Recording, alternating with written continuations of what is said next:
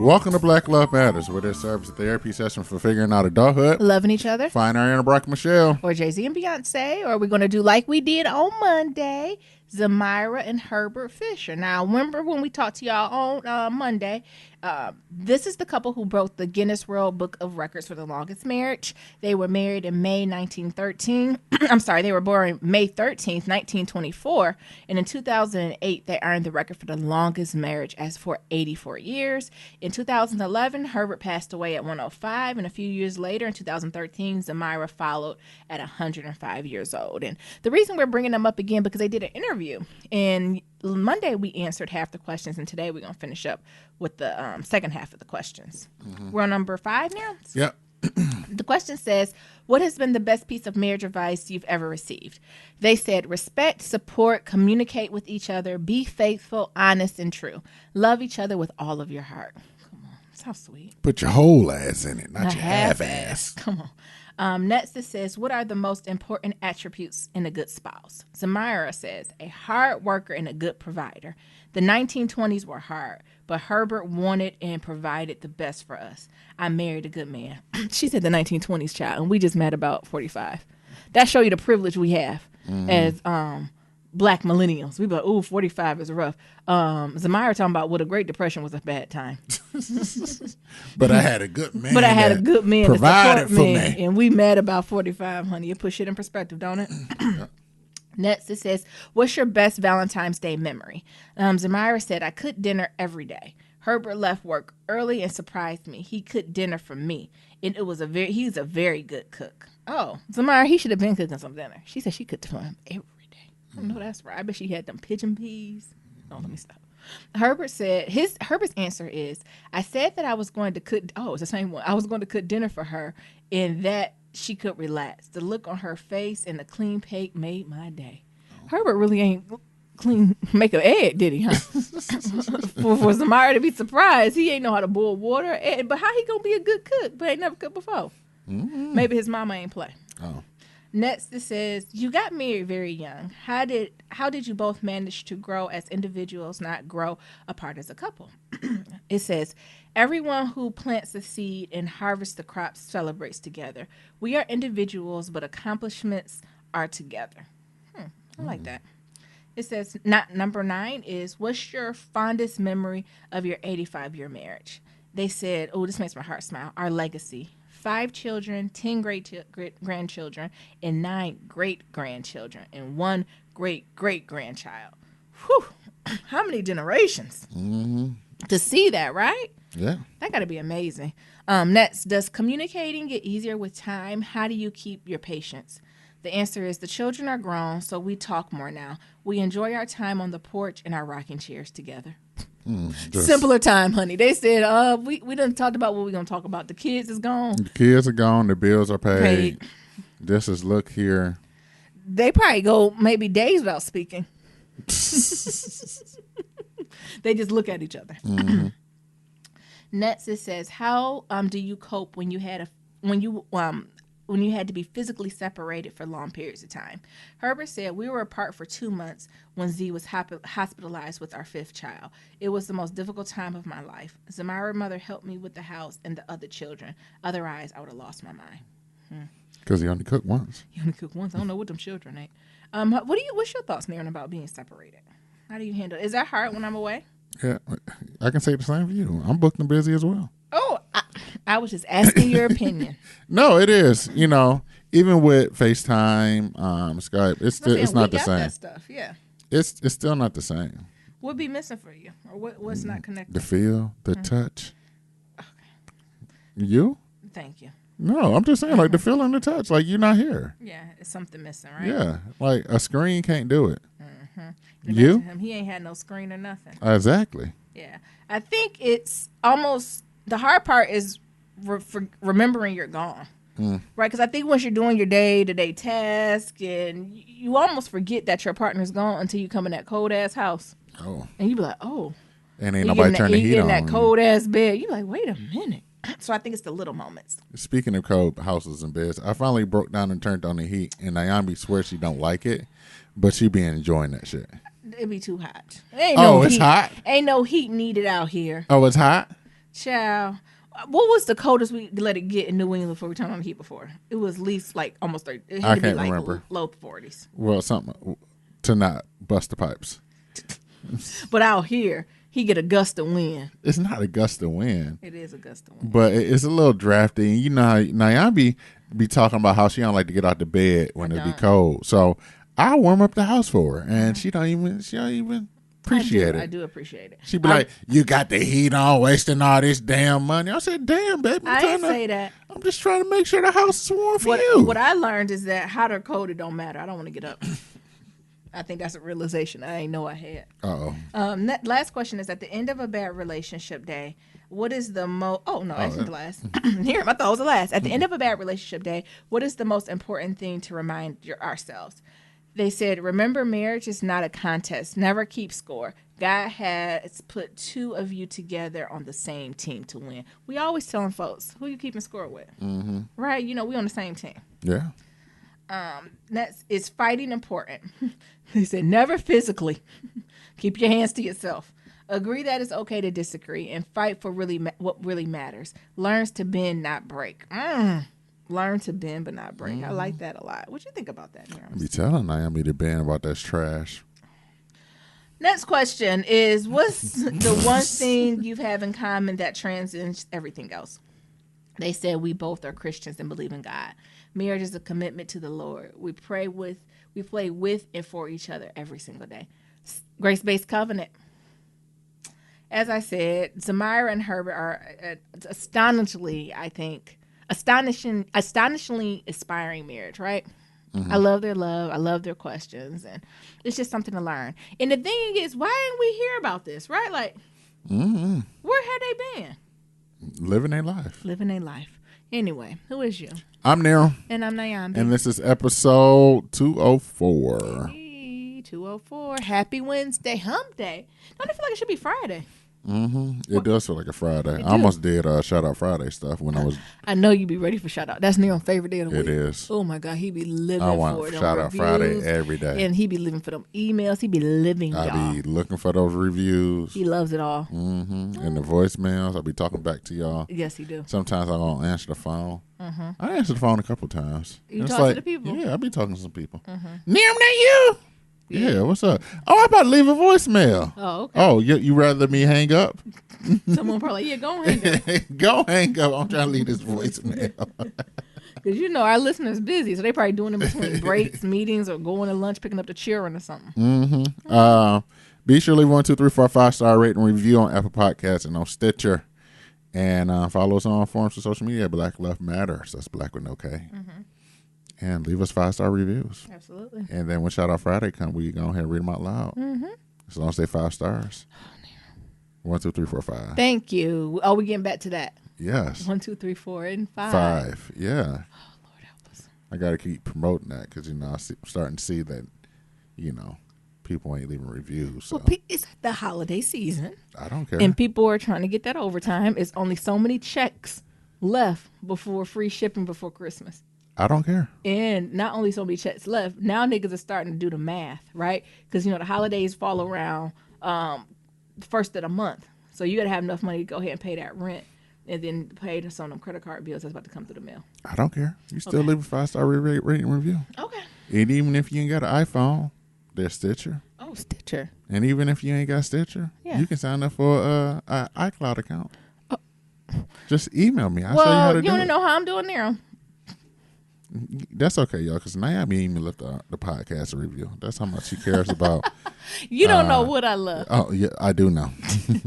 That's how much I'm going to send it. You going to read mine? Yes. Hey, y'all, this is Niam's. Thank you. That's how much she cares about the podcast. I love this podcast. That she hasn't even left her own 5-star review. Miriam, are you going to ask me how my days are going? Multiple Apple devices that she could be helping with the with the support. Train of thought. Okay. Yes, you all right, in the movement. Okay. But is it my turn? But instead, she comes on here. What's going on? How you doing? I'm doing good. I don't have much of a check-in. I think I'm thinking about work. Oh, y'all gonna have good check-ins for later this weekend though. After we go to all these parties and stuff, it's gonna be too lit. I cannot wait. But nothing much. Work was interesting. I had an opportunity or proposal presented to me. Nothing in stone, right? But I had someone that asked me, would I ever be willing to move back to the East Coast? Mm-hmm. And I'm like, I don't know. It was like, if you move back to the East Coast, it could be an opportunity for you not to only lead a team, but like a region of what we do. Would you be interested? I don't know. And when they said it, it took me so off guard. Why? Because I barely been at the company for a year. So? Exactly. As I said, tech is a whole different world. They moving at light speed. All right. Free yourself, girl. Don't put these boundaries that academia got on you. I'm just saying. Maybe the box store had it. What a box store? No, because your ass is there for about a month and they gave your ass a promo too. Mm-hmm. So it ain't the box store. Yeah. I'm gonna say it's academia. Don't let academia put that weight on you. Yeah, and not to grow. I should have. My mom was like, "No, don't go." And I told Niram, and Niram was like, "I don't know. Follow your bliss." What's your thoughts about that? Like, I think it took me off guard. I mean, I'm humbled and pleasantly surprised, and also slightly interested. Right, so going from overseeing an entire team to an entire region, right? So that'll go from like coaching the everyday folks to coaching the folks who coach the everyday folks, right? So that's a different level of managing that will be interesting. You the shit. Oh, thank you, Nira. It ain't nothing thank you about it. Like it's the truth. You the shit, and they recognize that you be hustling up on your game, and that's it. Yeah. And if we know whatever it is, whatever opportunities you got, and hell, and if that means going back to the East Coast in order to like move up, fuck it, go.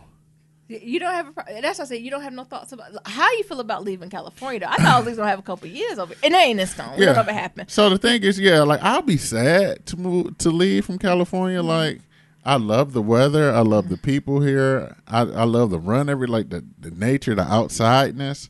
To go back to snow of East Coast. Like that'll make me sad. Did we throw all our shit out? Yes. Like niggas, look, bye. We don't want any of this. Only thing I got left is my Eskimo boots because they cost too much. Yeah, I agree. I got my winter boots too. They cost too much for me just to throw them away. Yeah. But like I feel like yes, I would miss that part, but to weather versus stagnating my woman's career, hell, we can always go on vacation. And the thing is, it wouldn't start now. So the earliest would be late spring, early summer, if something like this was to happen, right? Because at my company, a lot of informal conversations happen, right, to kind of almost gear you. But the thing is, when it's presented, they be like, and you have 48 hours, and we'll help you move. And so, I also that's think, very much how my company moves. I'm also thinking from like a different mindset right now because, I don't have a job. So, we're talking we're talking about a spot where, hopefully I have a job and I'll be in like a routine, but I really think it's really situational, right? Like I'm at the drop of my dreams and, you here and you like, I want to take it. Like, well, let's figure out how it works. We'll do some bi-coastal until I get my seniority up, at least for me to get a year in, what I'm saying? Then I can take that and go to where you at or vice versa. Like who said you might head it there? Yeah. Or, who said your company might send you back here to Colonizer Valley. Yeah.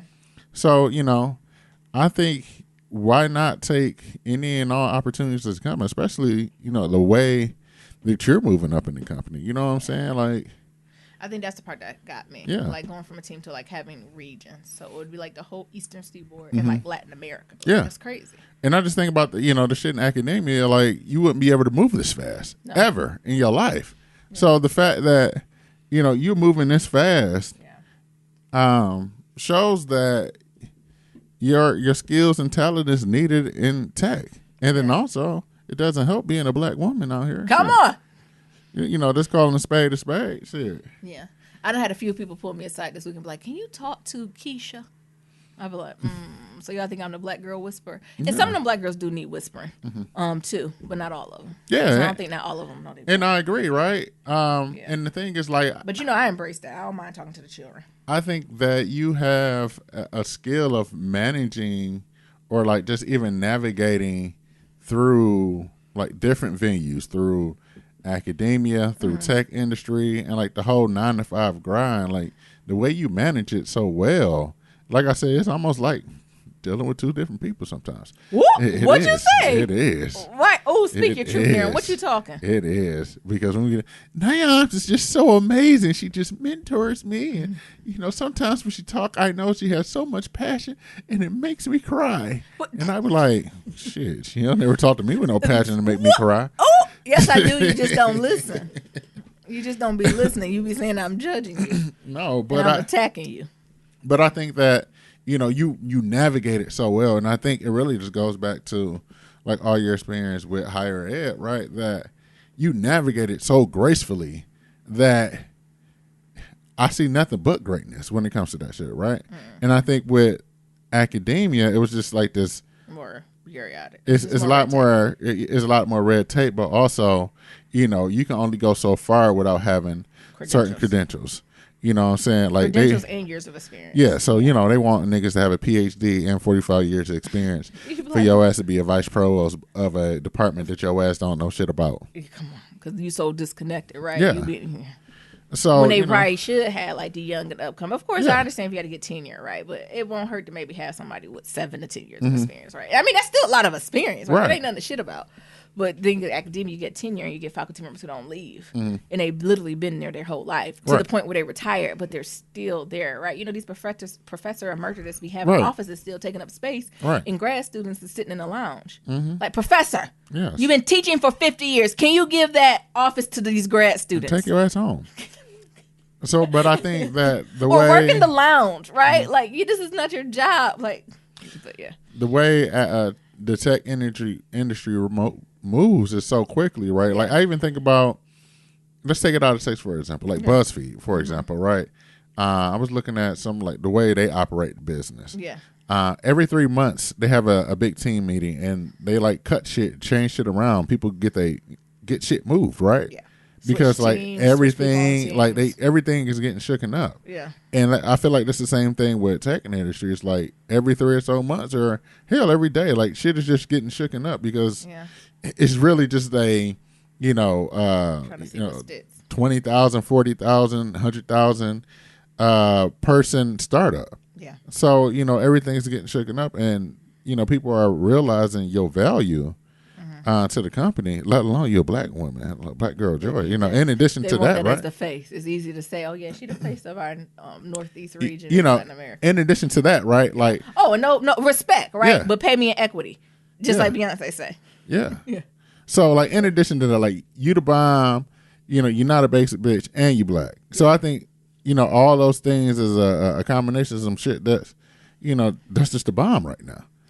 And I think, you should leverage that. Sometimes I be trying to tell the baby girls they should use it to their advantage. And I don't think they necessarily always use it to their advantage. You should. Like, they be sometimes just trying to be, under the radar or just do enough. I'm like, no, it's time to kill it. Like, as we were going through our review cycle, some of the folks got lower ratings than they would want. Right? And so white people were in that same boat, too. Fewer. But white people were in that same boat. But because white folks were in that boat, they kicked up the notch even higher, right? And they killed it. But what I'm noticing is some of the brown people in the tech, they phoning it in. They're saying, oh, you gave me a low performance rating? Fuck you. Yeah. And I'm like, whoa. This ain't bot store.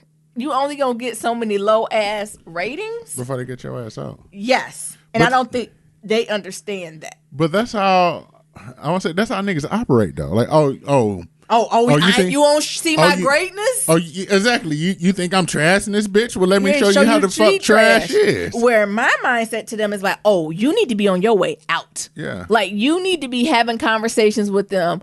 Just like I said before I was in grad school, like, oh, I'm just so motivated for this work. Last year, cycle, 4 months, whatever your cycle is, right? I was really just taking time to examine, and I was more like introspective. Now I want to be extrospective, and I want to work, and I want to grind. And your really goal should be to get the fuck out of there within 6 months. Yeah. You need to do the quickest, biggest turnaround there is and get the fuck on. Like, that's how you kick them in the face. But, I think that's the nigga in us, right? That is the nigga in us. Because we like, oh, you don't... Stop doing this nigga shit. You don't see my greatness. You don't see me shining. The thing is, they are great, right? Yeah. They are smart. But also, everybody's smart. Yeah. So that's the thing in tech industry that you see is that everybody's overachievers, right? Like, everybody's 4.5 Everybody's GPAs smart. and shit. You know Everybody what got I'm a saying? good GPA. Yeah. Everybody got good work. Everybody went to a good school. You know what I'm Yeah. saying? Everybody got internships. Everybody so, done traveled abroad. Everybody done did these things that you think is cute. Right. So it's like the playing field is like the goalpost is different. Yeah. Like they didn't move the goals. So what? Yeah. Step your game up. And I think that's one of the things that, we don't realize as people is that when people like, oh, you need to do this. And utilizing the opportunities that are in front of you, right? Like to get to the next point. I always tell folks when you're frustrated, you got to get to the next point. Like you got to get to your next role or your next goal should get you a step closer to your bliss, right? Your next move might not be your bliss, but you need to be getting a step closer to your bliss every single freaking day. And also you got to see a therapist. I be telling all the brown babies, y'all need to see a therapist. You young black high achievers in tech. It's hard in these fucking streets. Yes, I'm not lying to you. White people are crazy. You're going to have microaggressions, but Niambi can't protect you from every microaggression. So I need you to equip yourself to be resilient so you can stay in this fucking field, right? So you can become a manager, a director, a VP, right? That's the only reason. As of now, you're the most qualified motherfucker in the pipeline. And you're about 10 years out. Yeah. So we can't have you bowing out now, right? Like, Yeah. so that's the thing. I be trying to sometimes you gotta play the long game with them. They don't be seeing that long game. Right now, I ain't for taking no verbal abuse. They calling you no. I ain't talking about that, right? But for example, if you get if your manager do y'all hear that motorcycle? These niggas racing? What is he racing down in the Silicon Valley? Did y'all hear that motorcycle? We in the projects. We in the projects of Silicon Valley. I always say things like projects, right? So you want to make sure you're working on a project or something that's going to be impactful or influence your team level and your org level, right? Those are two things you need to get interested in. And with the baby's like, well, there ain't nothing I'm interested in. Listen here, Obama. Listen. You're not curing cancer. I'm going to need you to get in a team-wide project, in a department-wide project. What the fuck you mean that don't interest you? Like, if someone was like, oh, I should just do it? Yes. What? Look, a simple role. And I'm not saying do something you hate. I ain't saying take out the trash. But if they're doing a data screen or like they're collecting data or averages from the team, right, and they need somebody to be a point of contact, raise your fucking hand to be the point of contact. Right. Yes. Be the secretary at the meetings. Yeah, like that's and send out minutes. Like, that's easy. I'm just asking you to do stuff that ain't going to kill you, right? I'm not telling you to work an extra 50, 70 hours, right? I'm just asking you to take on something that maybe extra hour or two. Because then by doing these projects, it gives you visibility. Right. And visibility is what gets you promotion, right? These tech companies say what the fuck they want, but it's about who at that table and who got name recognition. You either at the table or you on it. So I be trying to tell them a little bit of the game. But back to you. Like, I'm excited for, the potential opportunity. And if we got to go back, we got to go back. Yeah. But the thing is, like, I'm not going to stagnate your career just because. No, I think so. Like, just because I like the weather, right? Like, you know what I'm saying? We'll just make it work. And I think that's what it really comes down to. And if I get a job that I love and, and we here, and I'm just getting started, like, we'll just have to do the bi-coastal thing. Both of us just get a one-bedroom apartment, roommate, and make the shit work, right? Because, hell, at that point, we should have enough money to both our ass. The Lord asks how much money you need. All right. Thank you, Jesus, for both for our ass, provider. come back, at least to your ass, twice a quarter, even more than that. Yeah. Once a month. Yeah. Because the thing is, with the way your job work out, you can work, pretty much anywhere in the world. So, even if it is an offsite or whatever for a couple of days, it'll be on the job's dime. Yeah. So I'm excited. Like I said, I don't know if anything's going to come from it, but I'm trying to take gems from this person. It was like, some might come from this in 3 months. It might come from it in a year. But what I'm letting you know is I'm out on my way out this position. And you was on. What'd you say? And it's like, and you was on the short list. And he's like, if you was top 10, I might have told top 5. He's like, but you in the top 2, 3. So if this is something you need to do, let me know so I can begin cultivating you to do this. I said, thank you, Jesus. Yeah. And it was a black man. I would say cultivate your shit. Yeah, and that's what and then because he was like, his people report to him was like, you was the first name that came up. I was like, look, beans, greens. Let me start shouting. But that's the thing, right? Because one of the things we always joke about, like, okay, you ain't got this promo, and it's going to be like 18 months or whatever, And people gonna look at the resume and say, "Damn, her ass been at this company for how long, and she done got how many promos in this shorter period of time?" Yeah. Let me see what she doing. Like, how can I poach her for my team? Yeah. And go on from then there. I'm thinking about the team he heading to. Do I want to go on his team? Right. You know, it's almost like this. Networks, what we tell the babies, right? It's at a different scale, right? Like, what is your social network?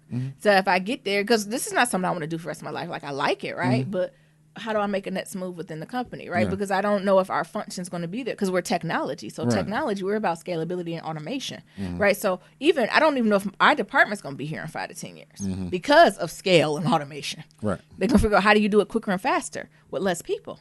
So I need to be looking at where else I need to go in development. So when they scale this department down, hopefully I already be gone before they scale it down. Or shit. Because that's what's going to happen. Or have $1 million in your company stock. Oh, this department gone? Okay, let's cash in all this. Yeah. Near, we're going to... somewhere. What our neighbor used to live, Costa Rica. Yes. We're going to go to Costa Rica. So I found that interesting. It's just something that I was processing because I wasn't expecting it, right? Like, I honestly, y'all, I was about to rock out the next 12 to 18 months, just head down. And I was going to look up in 12 to 18 months to be like, do I want to continue here? Do I want to move up? So for this to be presented to me took me a little off guard because I was ready. Didn't I tell you, Nero? I was like, I'm trying to just get to the end of the year. And then at the end of the year, I'm about to do some brainstorming. And then it's about to be a wrap from January all the way to next fall. Like, I'm not looking up. Like, I'm head to the grindstone. I'm not looking up. Starting in January, I'm not looking up until September. But I think, the interesting part is that in order for us to get here, I just keep going back to that unfaithful day. We both lost our jobs, right? So, like, if you wouldn't have did that, if we wouldn't have had that, on! Like, where would this, where would you be? Where would I be? Yeah. I know.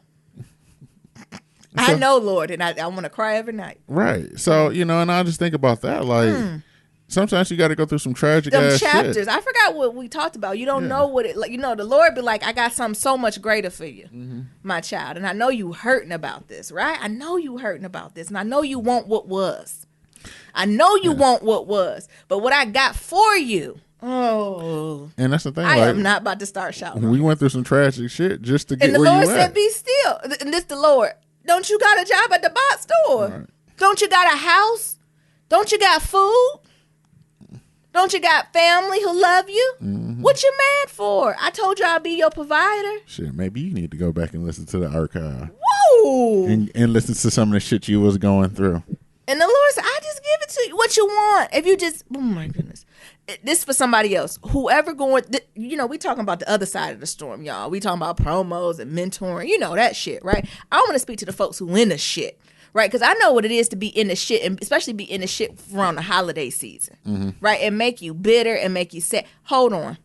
The breakthrough is coming. Now, I know it sounds so cliche, but it's about weathering the storm. If you can weather that storm and don't let that storm take you,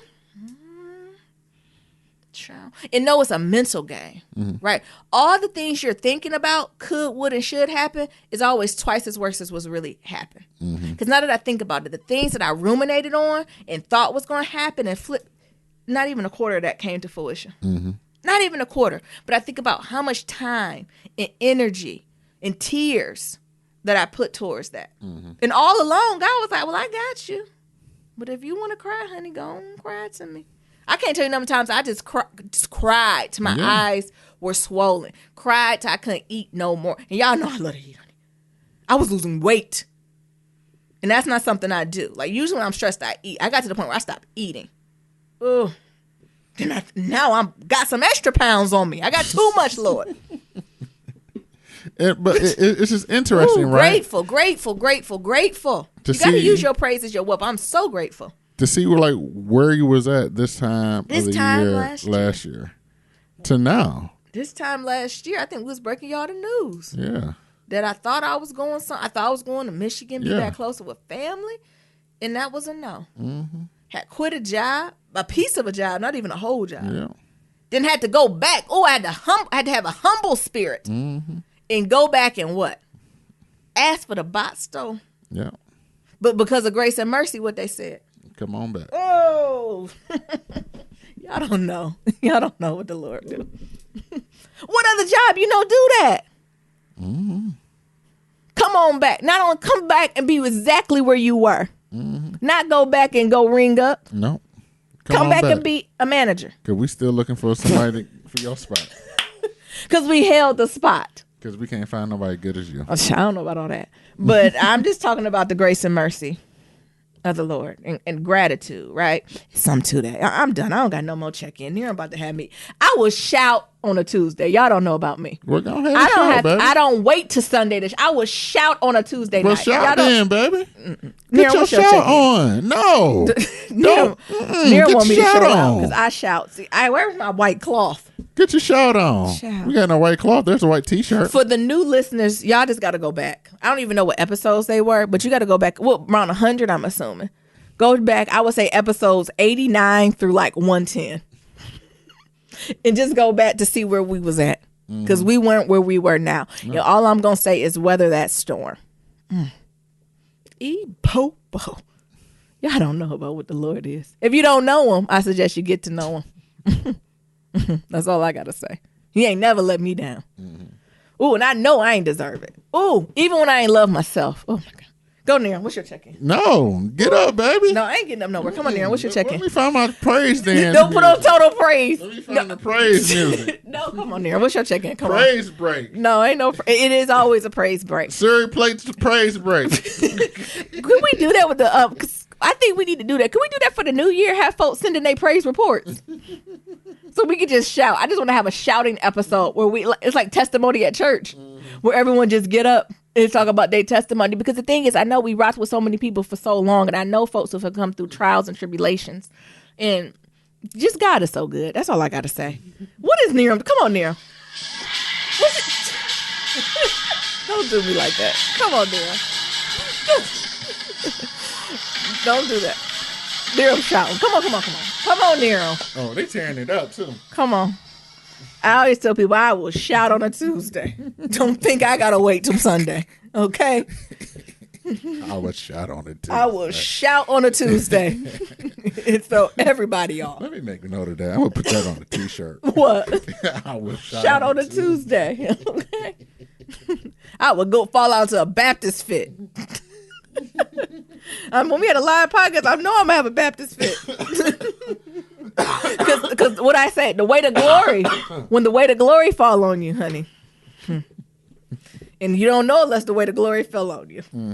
Come on, there. What's your check-in? Well, I ain't got nothing as great as Niambi. All that good news. All I've been doing, I had a very eventful past couple of days. Just planning out my Berlin trip. I think that's like my next big focus for the next couple of, I want to say week or so, because I want to get it done and get it booked so it can be off my mind. But the thing is, I want to do so many things and see so many things, just trying to figure out how to best plan it out, right? Because, at first I was thinking, everything is so close, but it's not as close as you think, right? It's almost like planning a trip from Detroit to Chicago. I was gonna say like a region of the United States. I would say, of course it's close together, but you gotta do some driving, honey. Yeah. So it's trying to plan a trip from Detroit to Cleveland and Cleveland to Chicago. And Chicago to Indiana. It's like a region. And then back to Detroit to go back home. So just planning all that stuff out and talking to some of my friends I have in the UK for assistance to figure out what's the best route and where should I make my home base? Because, at first, originally, I was just going to go in Berlin and just spend 10 days in Berlin. But I'm like, well, shit, I want to go to Paris. Yeah. Paris is only a 5-hour train trip, an hour plane trip. The tickets looking like €50 round trip and shit. So it's okay. Yeah. We're really sitting down and planning it out. So, I've just been spending my time focusing on that. Nice. In addition to other stuff, getting our passports together. Oh, you know who you should reach out to about travel? T, too. Okay. You know what I'm talking about? No, I don't. T, who in D.C.? Don't know. We'll talk off the. You do know who I'm talking about. Who live in D.C. Oh. Okay. Oh. Yeah, that's who you should reach out to. Congresswoman. Yeah. Yes, Congresswoman. Congresswoman She gonna be T. in the Congress. Actually, I need to text her you need to run for the Senate. Go straight to the top. So just working on that and just doing the hustle. So applying for jobs, working on my blogs, the podcast, and things of that sort. I'm also just waiting to. So I put in this proposal for, the shoe company, and they're gonna hit me back up this week. So I'm just waiting to see, what it is, because it was a very significant amount. you know, it's I think it's enough that, you know, that I'll be able to do some stuff. Damn, baby, you just loud drinking. Oh, I'm sorry. I got this tea. I'm sorry, y'all. I'm drinking this tea. You got these headphones on, so it's distracting. Clack, clack, click, click. Distracting. But no, like, you know, and I'm waiting on that just to see, because at first they was decided, but I ain't hearing nothing, so I thought they was just going to turn it down. Yeah. But, you know, I'm looking forward to seeing what they say, because it's like, no, we still interested. So we going to see. I might have a fucking shoe deal next year. Come on. For 2019. Ask the Lord. Send it for him. Ask the Lord to be a manager and a deal maker. Right. And see what deals you get. Hey. You become the deal. You know, I got my prayer box next to me that Nadifa gave me for Kwanzaa before the crew broke up. We didn't break up. Before the crew had a fight. We on hiatus. We on sabbatical. Before a crew had a fight. Nadifa, you listen, I need you to go ahead and repray. We didn't have a fight. You know. What? Oh, that was a fight. But that's been healed. I thought you were talking about something else, but that's been healed. I said, I don't think no one fought.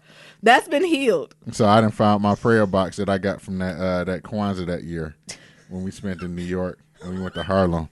So I've been putting little stuff in my little prayer box. It's better than one in Connecticut. We couldn't find a black-owned restaurant to save our damn life, and then we went to one. And the bitch was closed at 6. So I got my prayer box here.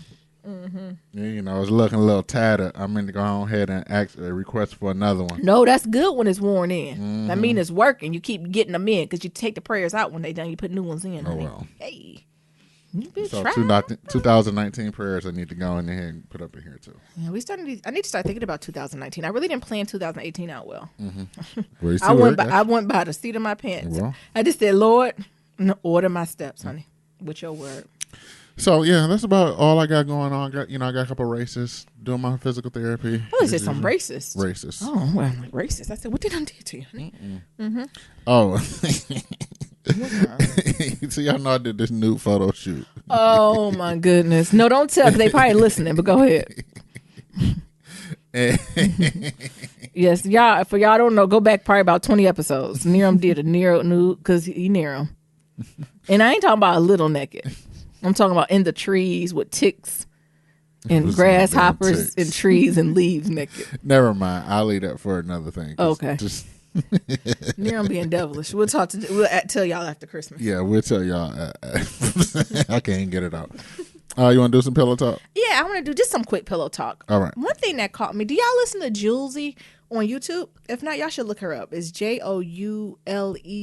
I hope I spelled her name right. She's really good. Her brand is kind of like smart brown girl, and she's just I think she started off doing like hair tutorials for like 4C hair, so more the kinky, coily, woollier hair. Oh, like yours? Yes, I would consider myself a 4C girl. And she was in the crew that did help me learn a little bit more about my hair. But I would say that was a long time ago, right? I think that's where she just got her kind of key support group. But I would say at least 5-6 years, she done completely flipped that. And she has this thing where it's just about like commentary and just what it is to be smart brown women and commentary on culture and all things. But the thing I like about Julesy, and I don't think she says it a lot, she actually need to go back and get a PhD. Like I see her very academic, and I don't know if that's her slant or whatever. But she's well read, right? She's very, very well read. She definitely gives me like a black academic slant to do it. But I enjoy it, right? You know, I love that used to be me, right? Like I love the how do you say it? Black academics, abrasive is not the word. Black academics, we could be disagreeable without being like. We can disagree, but not be disagreeable. And I think that's what I enjoy about her, right? So she can say a topic and some of the stuff I'm like, I don't know, sis, right? Miss me on that, right? I feel like with her, I can disagree, but it's not a disagreeable thing, right? I think some YouTubers try to take on that, and it's a little bit over their YouTube AdSense pay grade. And they ain't read not one book. Hell, Wikipedia, they didn't do none of that. And they just talking crazy. On the other hand, like you can really tell that Julesy does her research, right? She not only does she does her research, but she's thoughtful in it and really processes it. So with that being said, y'all check her out again, Julesy. But she just did a YouTube video about African American culture and it not being sacred. And at first, this was me. I thought this was going to be one of them things where we're going to disagree without being disagreeable.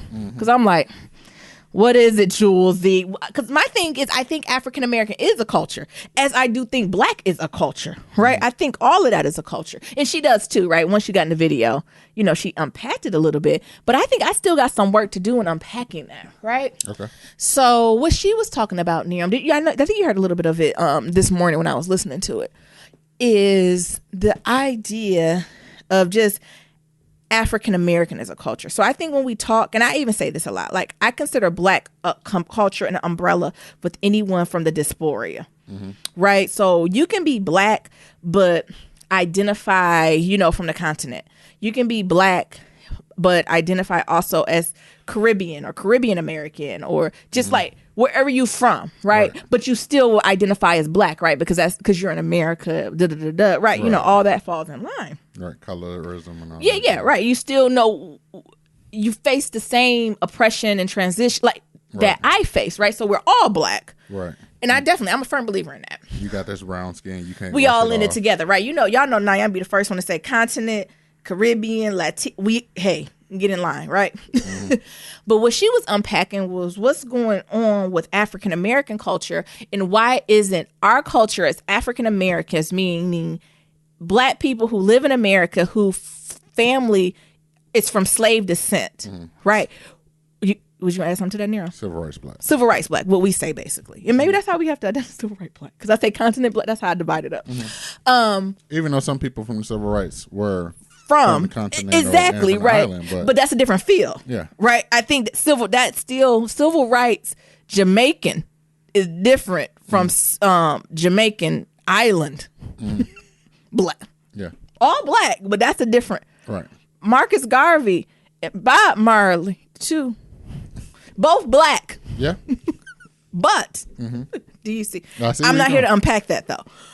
But she was saying, though, what's going on in our culture is that African American culture is not sacred compared to other cultures, right? Like for example, I love the example she did was with Yvonne Orji, right? So we know she considers herself Black, of course, but she also considers herself, I think she identifies as Nigerian American. So Nigerian. I know she's Nigerian, but I don't know if she can. Nigerian. We'll just do Nigerian because the Nigerians I know like, fuck that America.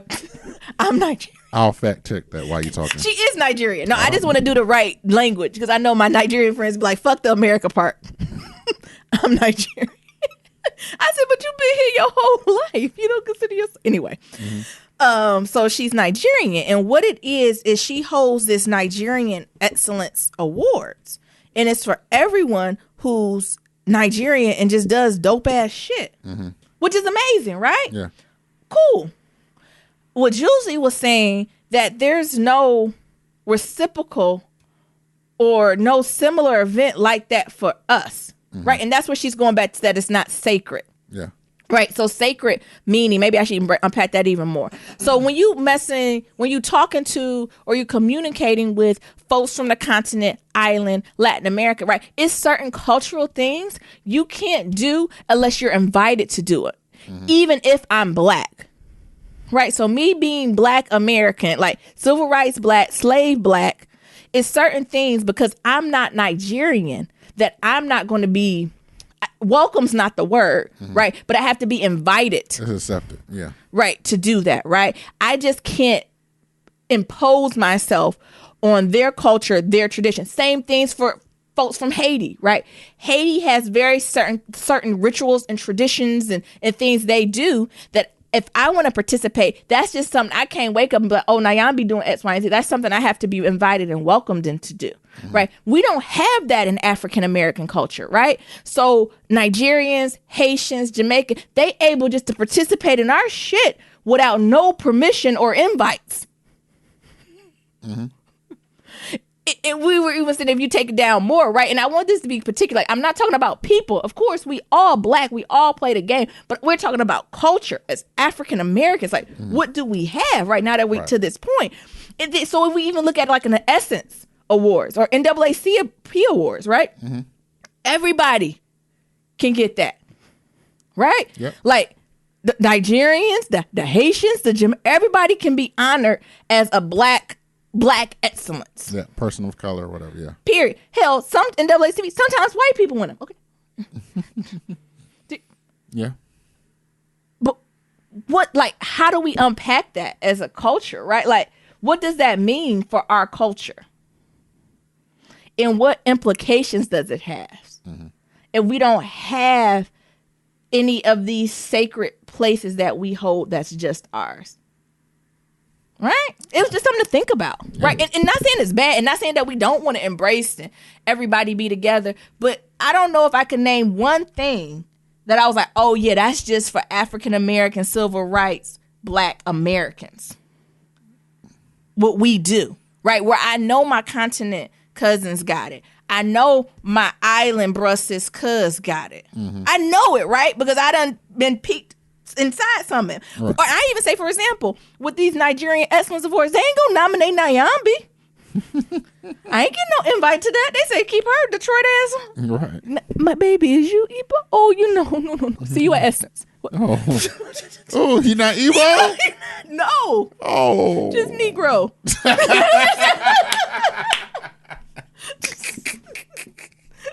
Right, but how, and this Juice was saying, like, you know, how do we have this conversation just as a group, not to separate? Yeah, right. Of course we still want to kick it with our continent friends. Yeah. And I keep picking on Nigeria, like, pick another country, right? Our Kenyan brothers and sisters, our Guyana, like, of course we still want to kick it, right, and be a whole family, but that's something we got to reflect on as a community. Right.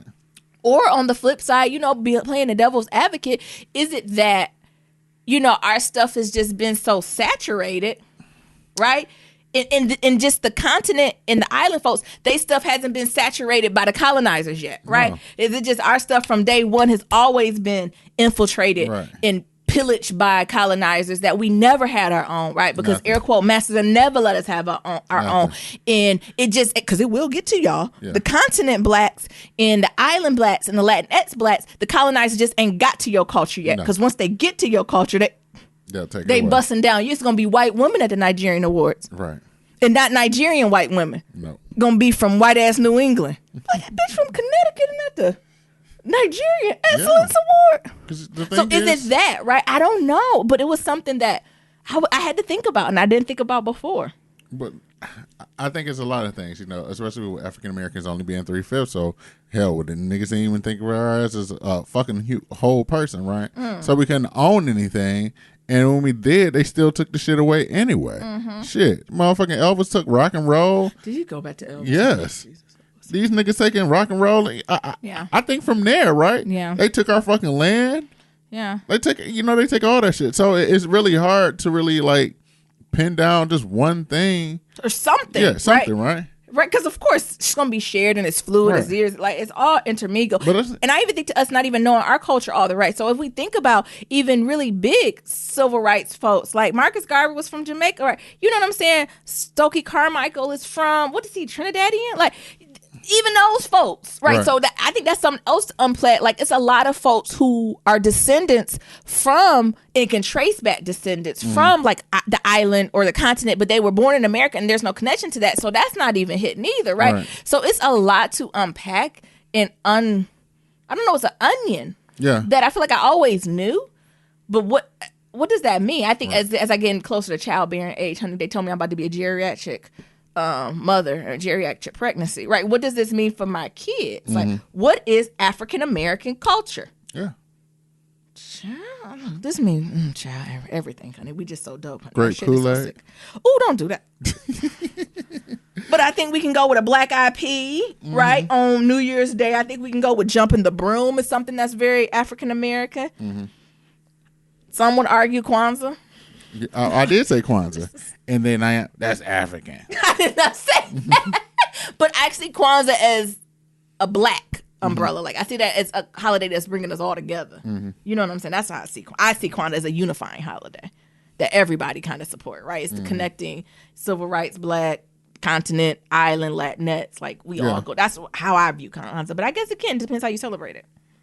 Yeah, but I understand where you're coming from, and that is hard, right? Because, you know, they doing a Nigerian Excellence Award. And nothing wrong with it. Like, I want to be clear. I'm not saying keep doing that. Yeah. Like, you know, that's what's up.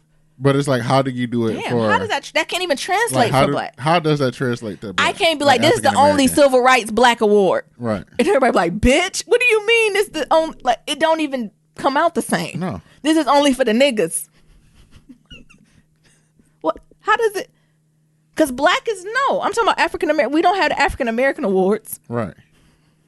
And I think that's hard, right? Because, like, you think about niggas as hell. I would say this second generation Nigerian, third generation. They ass ain't even been on the damn continent. They black. They African American. But they mama and grandma over here, and they say, well, I'm Nigerian then. It's interesting. Yeah. And I didn't think about it that way. Like, that's why I like Julesy, right? Because some of this, like, I get it. And agree. I definitely don't agree with everything she says, right? But she makes me think. Yeah. And this is, I don't know. I don't know. I don't have know an answer to it. I don't have no damn answer. Y'all let me know the answer. You know, y'all other smart niggas. Yeah, y'all let us know. What y'all think? But I think, and I agree with her. I think what this means is, as African Americans, we just got to dig deeper in our history, right? Like, I think that's just what that means. Knowing your history, claiming it, right? Putting it out there. Like, I think it just goes back to us doing more and more work and cultivating that, right? Especially with technology. Like, how do we... What do we do, right? You know, we got Black Love Day. Like, do we really need to, like, we need to start really honing in on these things, right? Like, what is celebrating Black Love Day, like Billie Holiday, like Juneteenth, like really honing in on these types of things and honoring it, right? Because if we don't even hold space and honor and make it sacred, why would we expect others to? Yeah. Right? I think I always respect Nia because I'm taking Kwanzaa week off. This is sacred. Right. And I would say I do it probably 80% of the time. But if I got a big project, I was like, well, let me just do this project. We only start Kwanzaa's to noon. Let me just go into work real quick. And Nia be like, no. I'm like, it don't start to noon. No. Hold space there. Let the white folks know. They don't ask no Jewish person to come in and do work till noon. So why the fuck your black ass going in there? Or I think one day I was like, we're not even starting at 6 p.m. I can't go to work and leave work early. No. I said, what I'm supposed to do? He said, sit on your couch and reflect on the ancestors. But it is, right? Yeah. If we don't hold it sacred, why should others? Right. And like I said, I want to repeat, like, I'm not doing it because I don't think the other cultures should stop doing that stuff, right? Like, keep doing that. And of course, I think we should keep our umbrella of black because, right, that's what unifies us. But I think this is the work we got to do as civil rights, black and African Americans to really hone in to say what is sacred to us, what is our culture, and how do we, you know, pass this generation to right. This is our problem. This is us. Like when we tell the white people, this is your problem. Right. This is us. It is our problem. Because the thing is, like, it just fucked up because it really just starts down with slavery and fucking white supremacy. Because it does, yeah. We didn't have shit. And then it was like, well, get the fuck off our land. Or it was stripped away, right? Yeah. Everything was stripped away, was pillaged from us. Yeah. And then they would say, go on, get. Yeah. And you got to start from fresh and you don't have shit, right? And this is the first time I'm like really putting the mirror back on me and me and mines, right? Because I think what the Hoteps want us to do is to fight within the dysphoria. Yeah. So I think the Hoteps want us to be like, well, look what they doing and why they ain't doing this and why they ain't invite us to Nigeria. Like, I think that's what the Hoteps want us to do. But we got to take a step back to be like, no, respect. What the fuck is we doing? Exactly. Do we know our history appropriately? Right? We have holidays and celebrations, but do we ourselves hold them sacred? And why are we waiting for others to hold them sacred if we don't? Right.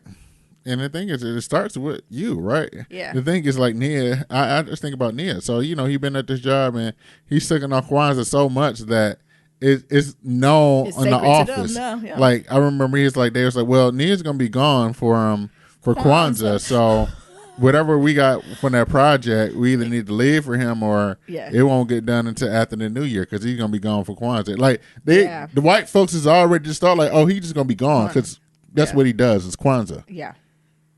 Right? Yeah. Just like if they were anticipate a Jewish person, like, oh, they're going to be gone for... Like I do for my colleagues that I know are Jewish. Like, even when I schedule meetings like around September where there's a lot of Jewish holidays, I'm very aware of what's going on, right? Yeah. Like, even now during Hanukkah, right? Like, I try to see how late meetings are. Because, you know, Hanukkah, a lot of that stuff starts at sundown. Hell, it's sundown at 4. So, you know, I try not to schedule late meetings out of respect, right? For their culture and their religion, right? And their beliefs. But I need to do the same for me. Right. Do you know what I'm saying? Yeah. It's a lot. Oh, my goodness. It's too much to unpack. It is. What do y'all think? Yeah. What say y'all? What say you? Because it's a lot. Yeah. And don't be pointing. Don't be doing none of that xenophobe. Don't be pointing at the other cultures, right? That I think that's what the Hoteps and the enemy want us to do. They want us to get distracted on that. But only thing I did with Julesy, I think we both got distracted on it, is like the idea of sacred. The things we do have sacred, sometimes we let it go, right? Is that I know, especially in southern areas, if we think about Divine Nine, right? That's something that's historically black. A lot of the Divine Nine members are getting folks from like other cultures, and the other cultures are influencing it, and the African American culture and the things we used to do are slipping away. Now I do get an attitude about that. I've seen that happen a couple times, right? I have seen that in meetings where they'll say something, and I'm like, yeah, that's cute for Dominican Republic, sis, but that's not a African American culture what you're talking about. And this is for African Americans, historically African Americans, sorority. So let's not forget that. Yeah. But that, again, that's not them, right? They gonna shoot their shot. Yeah. But it's us to hold the space, what? Sacred. Yeah. To say that was cute. We can have it as an add-on event, but that's not gonna be a core value. That ain't gonna be a core pillar. Because. Oh, y'all having John Canoe, what's it called? John Canoe on Founders Day? The K's doing carnival on Founders Day? I don't know what they was trying to do, but it ain't happening. Ooh, the pearls are going their grave. Doing that. What the hell? What the hell is this carnival shit on my we day? can go support it. But that ain't what we doing as a foundational event. No, sis. We can go support it all day, right? Like, we could put some pearls on your now, but we can't. But it's us still. Even with that, it's still us. Right? And I think, actually, I've seen it more in the fraternities than I've seen the sororities, right? Because women, we kind of like, oh, hold up. Right? And I think men kind of like, oh, well, okay, right? Not that men are more go with the flow, but I don't know. Like, I think that patriarchy plays a little bit of role in the Divine Nine, right? And if your elder is from Ghana and he said he doing this, right, I think the males are a lot more fall in line than women. Let that basilisk talk crazy. We gotta get her. I object. I object. Point of order. Point of order. And not that they bend or break, right? But I think it's a little bit more of like a hierarchy when it comes to fraternities compared to sororities, where it's a hierarchy, but we're very shady and we will make your life hard. Point of order. Let's check in the dues and the let's check in the bylaws. Parliamentarian, where you at? So, please read the statute. That's what I miss about White Ass New England. It's going to a good old fashioned masonry meeting. Yeah. And watching them old folks just be going back and forth. Oh my God, that should be so damn funny. But anyway, it's entertaining. Y'all let us know what y'all think about that. It was just something I'm pondering. Like, I don't have a right or wrong answer. I think my takeaway is that I need to be more thoughtful and create sacred spaces, traditions, rituals, and time for not only Black, right? I think I do Black well, right? But African American culture. I need to do better about it, and I need to be more conscientious of it. Yeah. All right. Agreed. Yeah. That's agreed. Yeah. How we transition? I don't know. To nigga shit. No, well, I did see an article I thought was funny as hell. Yeah. Michelle Obama at this, she on tour doing her little speaking stuff. I know, sold out. Beyonce. I know, sold out like fucking Beyonce. Yeah. Tickets is all 2,000. Wait, and I love Michelle First Lady, but I can give you 2,000, sis. So she was at the Barclays in Brooklyn. The damn Barclays. And she was talking about the concept of leaning in, which is popularized by Sheryl Sandberg. Yeah, Sheryl Sandberg. They tearing her up out here, honey. I actually ain't dig deep into it, but the tech companies are tearing her up. But, and she went on to say that marriage still ain't equal. It ain't equal. It's and not. I tell the woman that at Whole that you can have it all. Nope. Not at the same time. That's a lie. Yeah. It's not always enough to lean in because that shit don't work. No, I agree. And then the crowd went wild. Like, oh. It don't work all the time. Don't get me wrong. Get both of Sheryl Sandberg's books. Both of Sheryl Sandberg's book is the truth, right? So the Lean In book and the book about resilience is the truth, but you got to realize she wrote it from a white woman's lens, right? So white women can lean on in, But as black women of color, nah, you're going to have to do more than lean in. So that's what she said. She's You like, have to lean in and have a whole army behind you, set the table. Go ahead. But that's what she's saying. She's like, I'm getting real comfortable with y'all. And, sometimes that shit don't work. It doesn't. And she's like, why y'all don't talk about marriage constantly? And she's like, duh, because marriage is hard. Yeah. You know it is. Yeah. And she's like, I love my husband. We have a great marriage. Yeah. And, we have a great marriage, but marriage is hard work. Mm-hmm. Marriage is a lot of work, and it should be. It's two independent individuals who are trying to come together and build a life forever. Allegedly. Yeah. I mean, it's true. Mm-hmm. Like I said, use that lean in book and use it as foundational knowledge, right? You use it as a foundation and you build upon it, right? And then you put the Michelle Obama book on top of it and you create your own space. But leaning in is not enough, right? So just being at the table, right? You got to have a seat at the table, but we got to do so much more, right? And not only do you got to come to the table, you got to bring somebody else too. You got to find allies and support. But Michelle Obama ain't telling no lies. Lean in ain't just good enough. Leaning into it, being uncomfortable. We're always uncomfortable, right? Like we're going to the point where it's almost painful. Yeah. Right? If we're talking about the equivalent to leaning into white women are leaning into discomfort, right? We're almost leaning into pain. Yeah. And there's only so much pain you can take. So lean in. Child, I don't know what else to tell you. Yeah. Take a pain pill, take a crew. Smoke some weed, whatever you got to do. You do, but it's true. And also what she said about marriage. Marriage is hard work. And the last thing she said was like, when you're the first in anything, the bar feels higher. You don't have room for mistakes. Nope. It was just the release of 8 years of feeling like we had to do everything perfect, and there were no margin of error and error, and we couldn't make any mistakes, and that we couldn't slip. That our tone had to be perfect. Yeah, I'm sure it's the first black presidential family. Mm-hmm. Yeah, they come breed. Like, I'm sure the conversations they had with their daughters had to be repetitive and tiring and all the above. And even their marriage, right? Like, she couldn't slip up, right? Michelle Obama was judged from day one, right? Like, so from her look to her side eyes when people was giving. So, like, all of these things were critiqued. She's not telling no lie. She's telling you, she's giving you kitchen table talk, sis, bruh, cuss. Mm-hmm. For all of y'all who thought y'all could just lean in. No, you use it as a foundation. What I tell you, it's a toolkit, right? Cheryl told you to come to the table. She the white woman who invited you to the table. Now you need to listen to Shelly Shell how to get shit done, right? Like, it's levels to this shit. Yeah. Come on.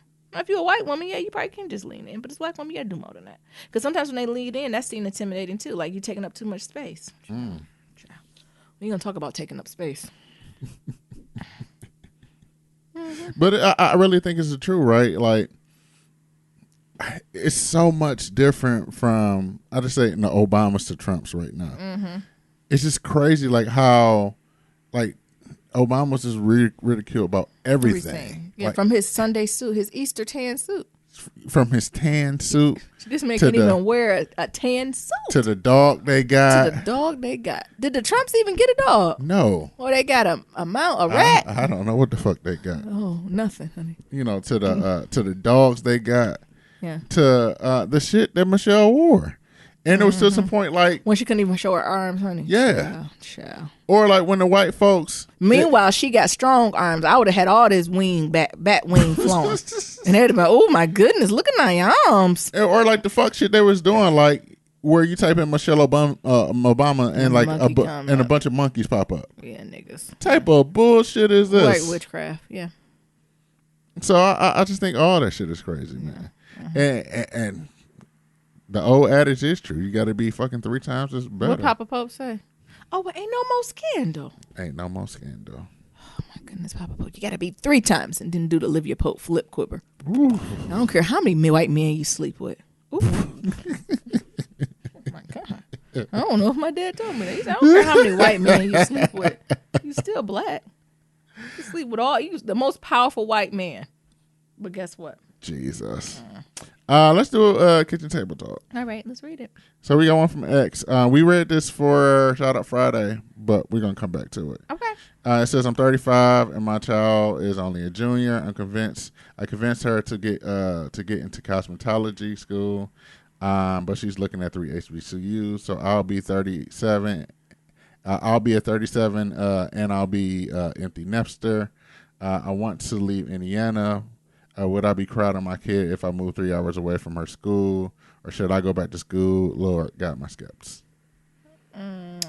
Did we answer? No. We talked about it. We talked about it on Shadow Friday, but we. I don't think. Well, we unpacked this a little bit. So 3 hours away. That's plenty. I said up to an hour like that. You're not crowding. You think 3 hours is crowding? No. I said you could live as close as an hour, because they just ain't gonna be. I mean, they might run home the first few weeks, right, to wash some clothes. Right. But all that stuff will get old. It will get old. Yeah. Because I really just think about pulling fucking 2 hour trips from my school. Okay, wait. You're centering us. No, right? I'm not. Yeah. But just from that to back to the crib. So. And after a while, that shit got old. Because at first, she's like, oh, I'm just at the crib. Oh, it's getting late. Well, I can just drive home and shit like that. I remember pulling a bunch of trips in the depths of the night trying to club. And it's like, you know what? Fuck this shit. I just need to be still. Chill the fuck out. So I think that'd just be a trial and error. Like the first maybe semester might be hard with like them coming home a lot. Like if anything, you might have to restrict yourself from going up there. Because especially, the majority of first freshman students, right? They might be calling you ma, dad, I'm sad, then you want to run your old monkey ass up there. You're going to have to let them be, right? And know that it might be hard for that first semester. I always tell parents, like, try to make them go through that. Honestly, I say try to make them go through that first year. But try to make them go at least through that first semester. If they still down, say, I want you to see a therapist, and I want you to go to the W Center in the Quant Center, right? Because usually you're taking basic courses. So if you can I want you to go to the therapist weekly, the Quant Center 2 times a week, and the writing center 2 times a week. So every day you should be doing something. You should either be at the therapist, the writing center, the Quant Center for the whole next semester, and we'll see how that semester go. And then get tutoring, right? And then if that don't work, then we'll reevaluate what's going on. But it takes time to adjust. Yeah. So I think 3 hours is fine. Let them go. And then what is this? I'm convinced her to get into cosmetology at school, but we're looking at 3 HBCUs. Let them pick their journey. I'm not I love education, but I know education not for everyone. But what I will say is that you either need to get a trade, a degree, or a job. So with your child either need to go to cosmetology school or go to one of these HBCUs. Or how long is cosmetology school?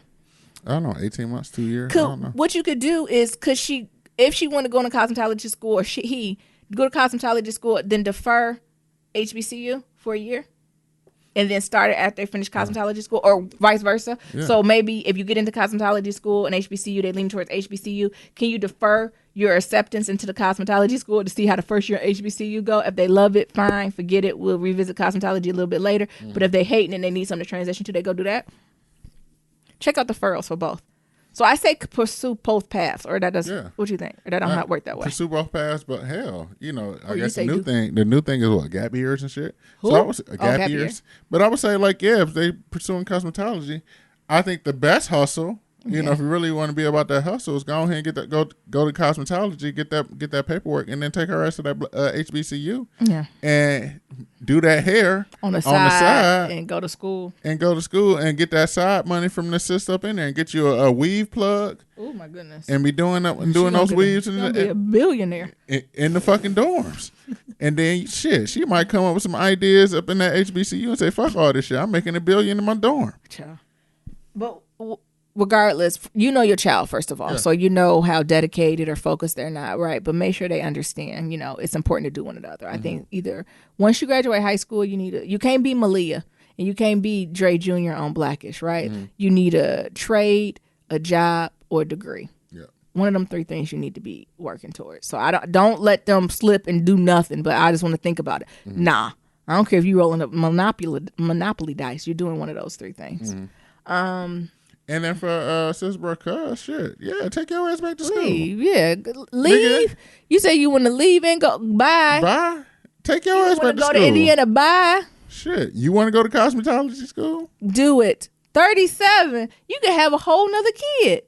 Start from the beginning. And a whole nother lifestyle. A whole nother life career. Don't you wait. You wait if you want.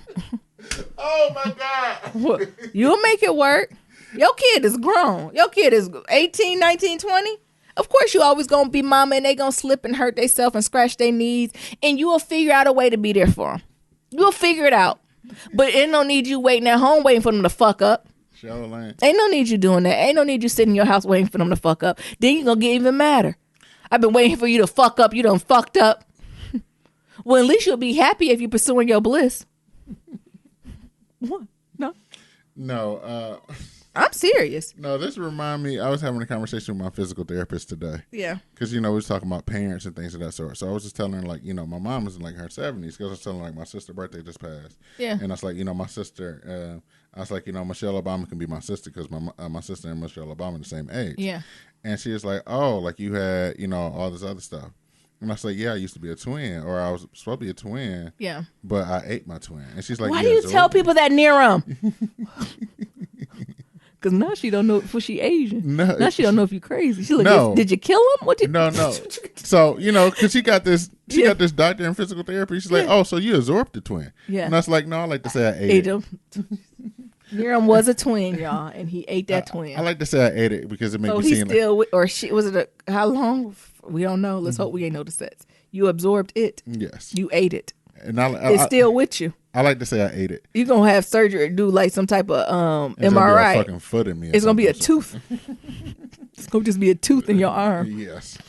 And I was like, I like to say I ate it because it makes me sound like a beast. Absorbed don't really sound And what she say? And she's like, oh. And everybody in the physical therapy office just bust out laughing. Miriam, that's cannibalism. That's not something you want to be proud of. You're not supposed to eat things that are like I know, right? Okay, thank you. No, but we were talking about that. But it just made me come back to that because I was telling her, like, my brothers and sisters were like fucking 30. Yeah. When I was born. And so, she had me at 40, and that was like unheard of in the 80s. So, shit, sis, bro, cuz you can have a whole nother kid. A whole nother life. Right. Man, account. Girl, boy, I don't know. Xavier, boy, girl, it don't matter. Bruh, sis, cuz, go live your fucking life. Mm-hmm. And also, you're setting an example for your child, right? If you never take chances, you never follow your dreams, you don't do the things that really get your fire going, what example is you setting for your babies? You telling them the same thing, right? Like, try it. If it don't work out, go back to your old shit. Right. Go back to what you was doing if it don't work out. At least you tried and got some good stories. Right. Like, do it. Yes. Like, these kids is more resilient than you think they is. And if they ain't, they'll learn. They sure will. You're doing them a favor now, right? Build the resiliency now, not when they in their damn 30s and looking at you on the couch. Right. And yo talking about, Ma, I'm hungry. You 30. Make a plate. Go make my plate. Right? Ain't nothing. And even if you move somewhere far because of a job and they the HBCU, Indiana, maybe they in Atlanta, Southwest have great deals. They surely right. do. Maybe you got to sacrifice somewhere else, so you got you a little emergency cushion just in case they got to get home at any moment. Fuck an emergency cushion. Go get you a credit card, right? But like, don't put that you don't put no balance on it. So if you need to get to them at any moment, you can swipe that bitch, right? Like, do stuff like that, but don't just wait. Why not? Would you just wait? Because that's the only thing I can imagine. I don't have kids. So the only thing I'm imagining is you want to just be still because you're creating this safe haven. So when your kid, actually it's not when and if, it's when they fuck up, because they will, that you can be there to catch them. But you might not be always there to catch them, right? Okay, move on. That's life. Live your life. You're young. Do it. You raise your child. They got options. Cosmetologists going through HBCUs, and they going to get in one of them HBCUs. Yeah. I mean, they declining people. Declining nobody. On that note, What? to submit your Black Love story, go to blacklovematters.com. To submit a question for Kitchen Table Talk, shoot us an email at blacklovematters@gmail.com. That's black with no K. To leave a comment about anything that we talked about, head on over to our website. We also got SoundCloud, and we got them voicemails, and that's at 508-784-1111. That's 508-784-1111. Talk to y'all later, and remember, love is ever evolving. Peace. Peace.